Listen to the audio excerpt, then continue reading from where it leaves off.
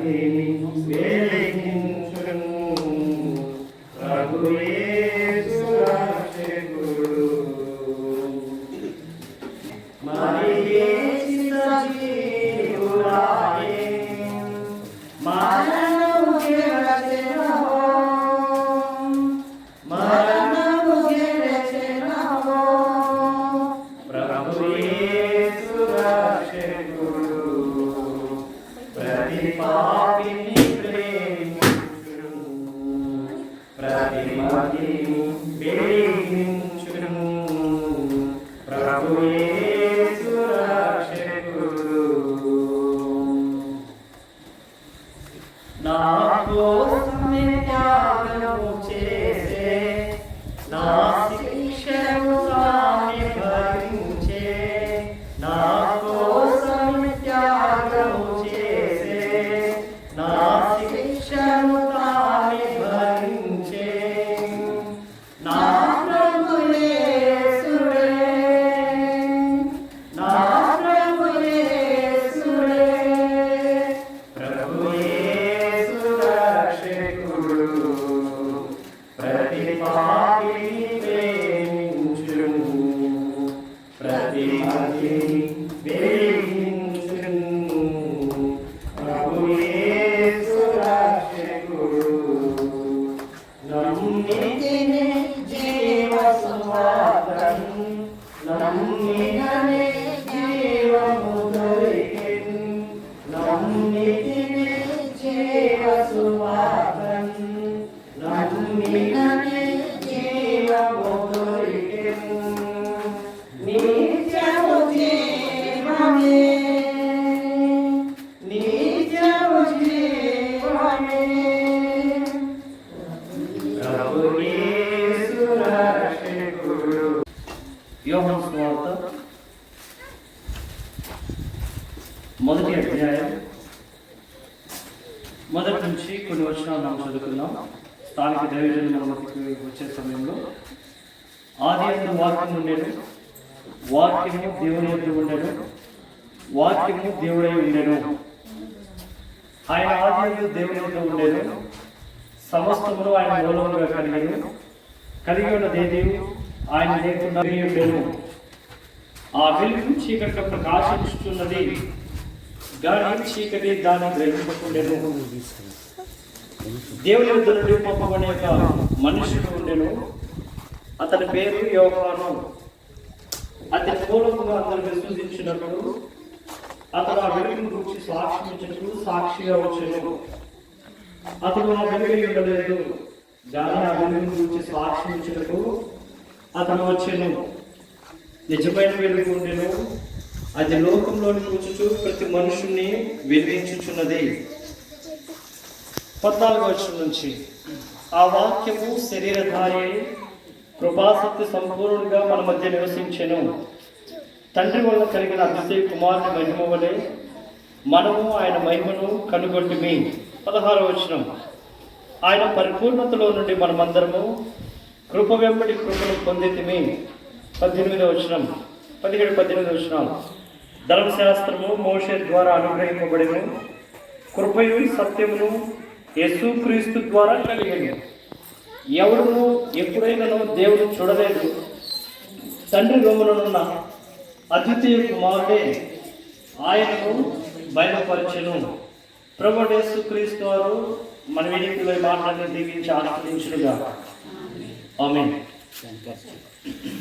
32వ కీర్తన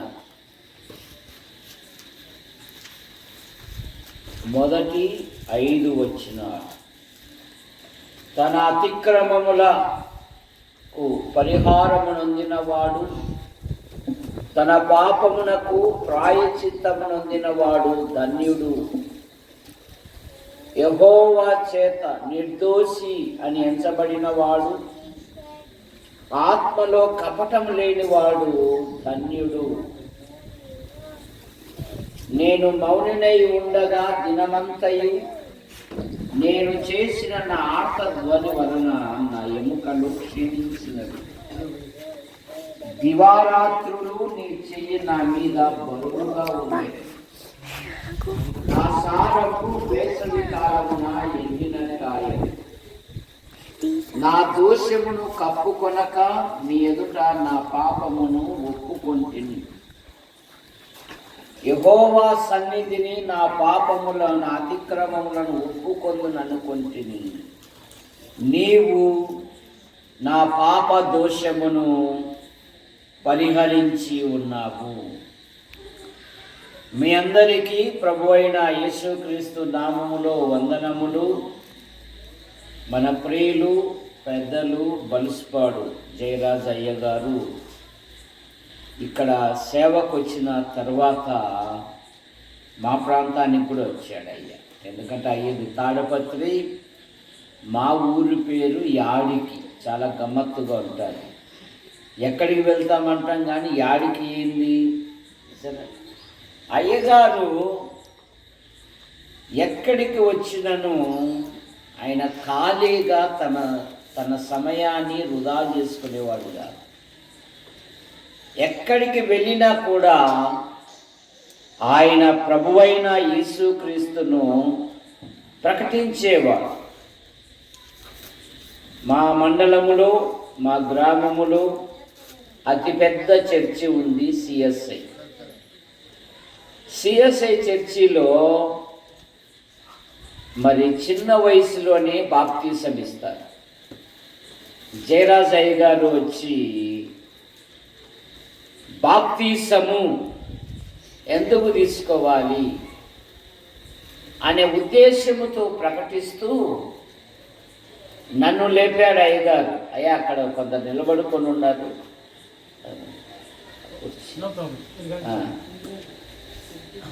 అబ్బాయి నీ పాపాలు ఒప్పుకో అన్నాడు.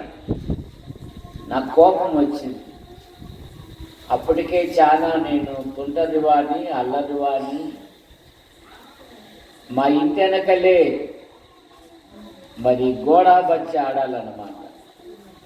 ఈ పాస్టర్లు ఇంతే ఫ్యాన్ల కాడ ఉండి ఇచ్చే సందాలు తీసుకొని వెళ్ళిపోయేటోళ్ళు. ఈయన ముందర వెళ్ళి పాపాలు ఒప్పుకునేది.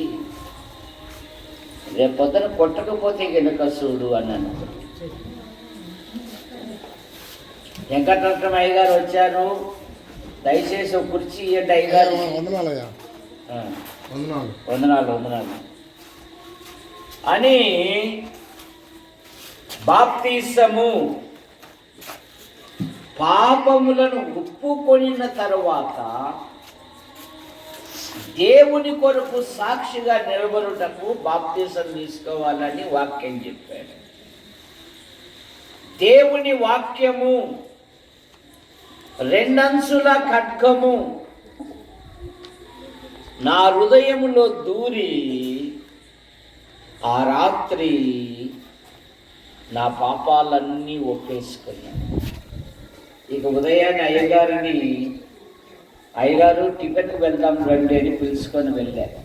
అలా ఇది పడినట్లేముంది చూడండి అని అంటే తీసుకొని వెళ్ళాను. అయ్యగారు రాత్రి నేను ప్రభుని అంగీకరించకపోతే నిన్ను కొట్టేవాడిని అనేసి ఆ రాత్రి యేసు ప్రభుని అంగీకరించి మరి ప్రభు కొరకు నిలబడిన. అలాగే చిన్నపడమల్లో మరో సోదరుడు ఉన్నాడు, రవికుమార్ అని. ఆయనకు మేనల్లుడైతాడు. వాళ్ళిద్దరి మా ఇద్దరి పేర్లను బెంజమిన్ పిల్లలకు గుర్తుగా పెట్టాడు. ఒకరు దానం, ఒక రవి అని. ఆ తర్వాత ఈ ప్రాంతంలో నిర్మానుష్యమైన ప్రాంతం ఇది. చాలా నెమ్మది కలిగిన స్థలం. ఈరోజు అనేకులను దేవుని వాక్యము ప్రకటించుటకు దైవజనులను సిద్ధపరిచిన అయ్యగారు. ఆయన సేవలో నేను కూడా ఒకని అని చెప్పడానికి నా సాక్ష్యం చెప్పాను. తర్వాత ఇప్పుడు 32వ కీర్తనలో ఏం చదువుతున్నాము? తన అతిక్రమముల కొరకు పరిహారమునొందినవాడు తన పాపమునకు ప్రాయశ్చిత్తమునొందినవాడు ధన్యుడు అని బైబిల్ సెలవిస్తూ ఉంది. ధన్యుడు అనగా ఆశీర్వదించబడిన వాడు అని అర్థం. చాలా మంది పొలము కలిగిన వాడు ధన్యుడు, ధనము కలిగిన వాడు ధన్యుడు, పేరు ప్రఖ్యాతులు కలిగిన వాడు ధన్యుడు అని అనుకుంటున్నారు. అవన్నీ భూ సంబంధమైన ఆశీర్వాదాలు. ఒక రోజు ఉంటాయి, మరుసటి రోజు ఉండవు.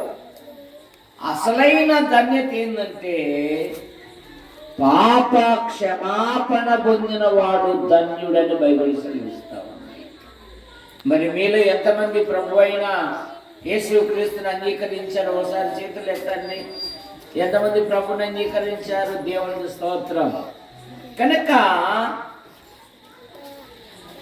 తన పాపములకు పరిహారము పొందిన వాడు ధన్యుడని బైబిల్ సెలవిస్తా ఉంది.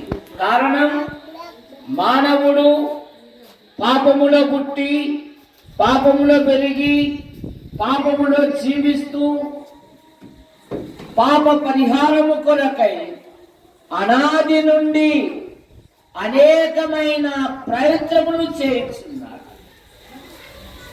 బైబిల్ సెలవిస్తున్నది కదా, పాపములకు వచ్చు జీతము మరణము, మన ప్రభు అయిన యేసుక్రీస్తునందు నిత్య జీవము. బైబిల్ సెలవిస్తున్నది కదా, మనుషులు ఒక్కసారే మృతి పొందవలెను, ఆ తర్వాత తీర్పు జరుగును. 2వ కొరింథీ పత్రిక 5వ అధ్యాయము 10వ వచనములో దేహముతో జరిగించిన క్రియలు అవి మంచివైనా సరే చెడ్డవైనా సరే మనలో ప్రతి వాడును దేవుని న్యాయపీఠము ఎదుట ప్రత్యక్షము కావలెను. రోమపత్రిక 14వ అధ్యాయములో మనలో ప్రతి వాడును తన్ను గురించి దేవునికి లెక్క అప్పగించవలెను. అపోస్తలుల కార్యములు 17వ అధ్యాయము 31వ వచనములో ఎందుకనగా తాను నియమించిన మనుష్యుని ద్వారా భూలోకమునకు తీర్పు తీర్చబోయేడు ఒక దినము దేవుడు నిర్ణయించి ఉన్నాడు. కనుక చనిపోయిన తరువాత తక్కిడో బిక్కుడో కాదు. చనిపోయిన తరువాత మానవుడు ఒకటి తీర్పు యొద్ద కన్నా వెళ్ళాలి, లేదా దేవుని యొద్ద కన్నా వెళ్ళాలి. అందుకే బైబిల్ సెలవిస్తూ ఉంది, తన అతిక్రమముల కొరకు పరిహారము నొందినవాడు, తన పాపమునకు ప్రాయశ్చిత్తము నొందినవాడు ధన్యుడు. కారణం, మానవుడు తన అపరాధముల నుండి, తన దోషముల నుండి, తన పాపముల నుండి బయటపడుటకై అనాది నుండి అనేకమైన ప్రయత్నములు చేయించున్నారు. వస్త్రదానం, నేత్రదానం, భూదానం, అన్నదానం, గోదానం, ఇలా అనేకమైన దాన ధర్మములు చేస్తున్నారు. యెషయా గ్రంథం 63వ అధ్యాయములో మా నీతి క్రియలన్నీ మురికి పేలికలు. అందుకని మానవుడు ఈ విధంగా కేక వేస్తున్నాడు. రోమాపత్రిక 7వ అధ్యాయము 24వ వచనములో అయ్యో నేనెంత దౌర్భాగ్యుడను, ఇట్టి మరణమునకు లోనగు శరీరము నుండి నన్ను ఎవడు విడిపించును. రోమీలు పాలించే దినాలలో రోమా చట్టములో ఏదంటే తీర్పు, ఒకడు ఒక వ్యక్తిని చంపాడనుకోండి, ఆ వ్యక్తి యొక్క శవాన్ని చంపిన వానికి వెనక చేతికి చెయ్యి, కాలు కాలు కట్టేసి వదిలేస్తారు. వాడు ఎక్కడికి వెళ్ళినా కూడా ఆ దుర్వాసన వాని వెంటే రావాలి. అందుకని పౌలు గారు, అయ్యో ఈ పాపం అనే దుర్వాసన నుండి నన్ను ఎవడు విడిపించును? మానవుల పాపముల నుండి, మానవుల దోషముల నుండి, మానవుల అపరాధముల నుండి భూమి మీద ఎవరు విడిపించలేదు. అందుకే దేవుడు లోకమును ప్రేమించి యేసుక్రీస్తు నామములో ఆయన భూలోకానికి వచ్చాడు. కారణం, రక్తము చిందింపకుండా పాపములకు క్షమాపణ లేదు. ఎబ్రీ పత్రిక 10వ అధ్యాయము 4వ వచనములో, ఏలయనగా మేకల యొక్క రక్తము ఎడ్ల యొక్క రక్తము, మేకల యొక్క రక్తము పాపములను తీసివేయుట అసాధ్యము. అందుకే నా పాప పరిహారము కొరకు నా కుమారుని నేను ఇస్తున్నా అంటాడు మీకా భక్తుడు. సరే, మన అపరాధముల నుండి, మన దోషముల నుండి, మన పాపముల నుండి భూమి మీద ఎవరు విడిపించలేరు. దేవుడే లోకమును ప్రేమించి యేసుక్రీస్తు నామములో ఆయన భూలోకానికి వచ్చాడు. ఆయన పవిత్రంగా జన్మించాడు, పవిత్రంగా జీవించాడు, ప్రజలకు మేలు చేశాడు. ఆయన అందులకు చూపునిచ్చాడు, అంగహీనులను బాగు చేశాడు, చనిపోయిన వారిని సజీవంగా లేపాడు, ఆకలితో ఉన్న వారికి ఆహారం అనుగ్రహించాడు. పైగా ఈ లోకానికి ఆయన అన్నాడు, నాలో పాపం ఉంటే మీలో ఎవరైనా నిరూపించుడి అన్నారు. ఇట్టి పరిశుద్ధుడైన దేవుడు సర్వ ప్రజలను ప్రేమించి దేవుడు తన సొంత కుమారుని ఈ లోకానికి అనుగ్రహించాడు. రోమాపత్రిక యోహాను సువార్త 3వ అధ్యాయము 15-16 వచనాలు. దేవుడు లోకమును ఎంతో ప్రేమించెను. ఇంత అంత కాదు, సరే, తోకేముంది, దీర్ఘముంది. ఎంతో ప్రేమించెను, తన అద్వితీయ కుమారుని ఈ లోకమునకు అనుగ్రహించాడు. కారణం ఏమంటే ఆయన మనలను ప్రేమించాడు. గురిచాడు అప్పారావు గారు అన్నారు కదా, దేశమంటే మట్టి కాదు, దేశమంటే కనుక సర్వ ప్రజలను, సర్వ మానవాళిని ఆయన రక్షించుటకు ఆకాశానికి భూమికి మధ్యన వేలాడవేయబడ్డాడు. ఆయన రక్తము మనలను పవిత్రులుగా చేయును. రోమాపత్రిక 3వ అధ్యాయము 24వ వచనములో, కాబట్టి నమ్మువారు ఆయన కృపచేతనే ఉచితముగా, ఖచ్చితముగా, నీతిమంతులుగా తీర్చబడుతున్నారు. నమ్మువారు ఏమని నమ్మాలి? యేసు ప్రభు నా పాపముల కొరకు, నా దోషముల కొరకు, నా అపరాధముల కొరకు ఆయన సిలువలో బలియాగమయ్యాడు. జైలర్ అధికారి అడిగాడు కదా, అయ్యలారా రక్షణ పొందుటకు నేనేమి చేయవలెను? ప్రభు అయిన యేసునందు విశ్వాసముంచుము, అప్పుడు నీవును నీ ఇంటి వారును రక్షణ పొందెదరు. అదేమనగా యేసు ప్రభువు అని నీ నోటితో ఒప్పుకొని హృదయమందు విశ్వసించిన ఎడల నీవు రక్షణ పొందుదువు. ధాన్యం తీసుకెళ్ళి మిషన్లో వేస్తే ఏమైతాయి బెంజమిన్? ఏమైతాయి? వెంకటరత్నం ఏమైతాయి చూసారా? దాని పేరు మారా, దాని రంగు కూడా మారా. యేసు ప్రభుని నమ్మితే కులం పోదు, మతం పోదు, కానీ యేసు ప్రభుని నమ్మితే పాపము పోదు. గాలికి వచ్చేసింది ఆమె తప్పు లేదు, ఆమె కదిలిలే పాపం.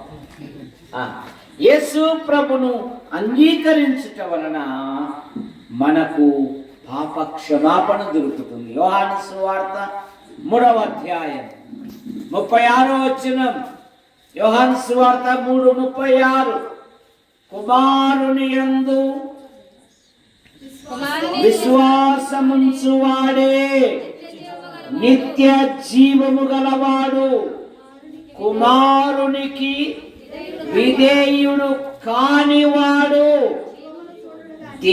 జీవమును చూడడు గాని దేవుని ఉగ్రత వాని మీద నిలిచి.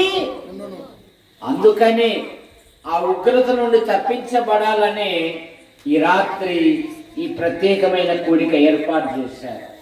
ఎందుకంటే దేవుడు అంటున్నాడు, ఎవరు నశించుట నాకెంత మాత్రము ఇష్టము లేదు. యోహాను సువార్త 5వ అధ్యాయము 24వ వచనములో, నా మాట విని నన్ను పంపిన వాని యందు విశ్వాసముంచు ప్రతివాడు నిత్య జీవము గలవాడు, వాడు తీర్పులోనికి రాక మరణములో నుండి జీవములోనికి దాటి ఉన్నాడు. యేసు క్రీస్తును అంగీకరించుట వలన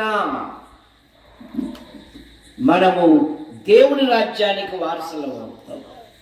యోహాను సువార్త 14:6లో అన్నాడు కదా, నేనే మార్గము, సత్యము, జీవము, నా ద్వారా తప్ప ఎవరును తండ్రి యొద్దకు. మరి ఎవరి వలన రక్షణ బంధము గాని ఈ నామము వలనే మనము రక్షణ పొందగలము. ఆకాశము క్రింద ఇవ్వబడిన ఈ నామము వలన, యేసు క్రీస్తు నామము వలన మానవునికి పాప క్షమాపణ. ఎఫెసు పత్రిక 1వ అధ్యాయము 6వ వచనములో, ఆ ప్రియుని యందు, ఆ కుమారుని ద్వారా, ఆ ప్రియుని యందు తాను ఉచితముగా మనకు అనుగ్రహించిన కృపా మహదైశ్వర్యమును బట్టి తన చిత్త ప్రకారమైన దయా సంకల్పము చొప్పున యేసు క్రీస్తు ద్వారా కుమారులుగా స్వీకరించుటకై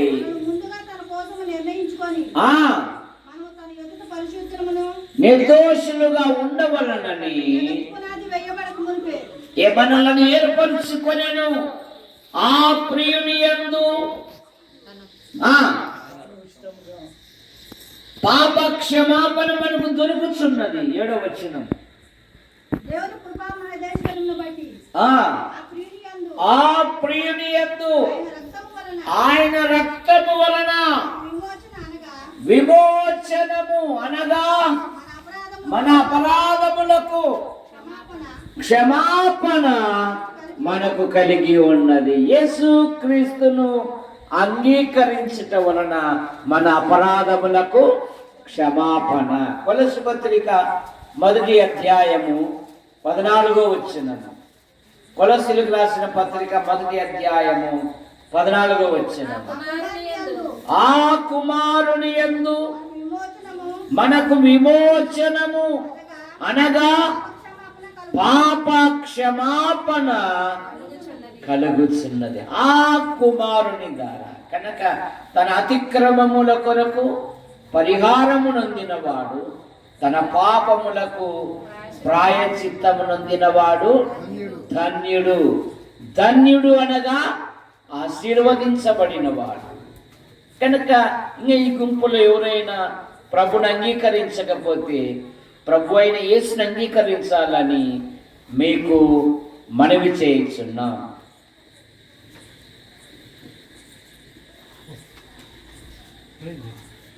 ప్రేమించిన మా తండ్రి, మీ నామాను బట్టి మీకు స్తోత్రములు. 87లో ఈ ప్రాంతంలో మా ప్రియులు బలుసుపాడు జయరాజ్ అంకుల్ దగ్గర పరిచర్య చేయటకు నడిపించారు. అక్కను బట్టి మీకు స్తోత్రములు. పెద్ద కుమార్తె ఏమో భర్త దీవించండి. రెండవ కుమార్తె ఏమో భర్త పిల్లలు బట్టి మీకు స్తోత్రములు.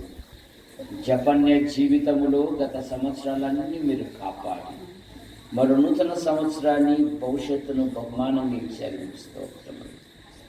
ఈ గ్రామానికి అనేక సంవత్సరాల తర్వాత మరొకసారి ఈ విధంగా మీ కుమారుని ప్రకటించుటకు మీరు ఇచ్చిన ధన్యతను బట్టి మీకు స్తోత్రములు. యంత్ర శబ్దం ద్వారా ఎందరైతే వింటున్నారో ఈ రాత్రి వారు ప్రభు అయిన యేసును అంగీకరించినట్లుగా మీ కృపను దయచేయమని యేసు ప్రభు నామములో ప్రార్థిస్తున్నాం తండ్రి. ఆమేన్.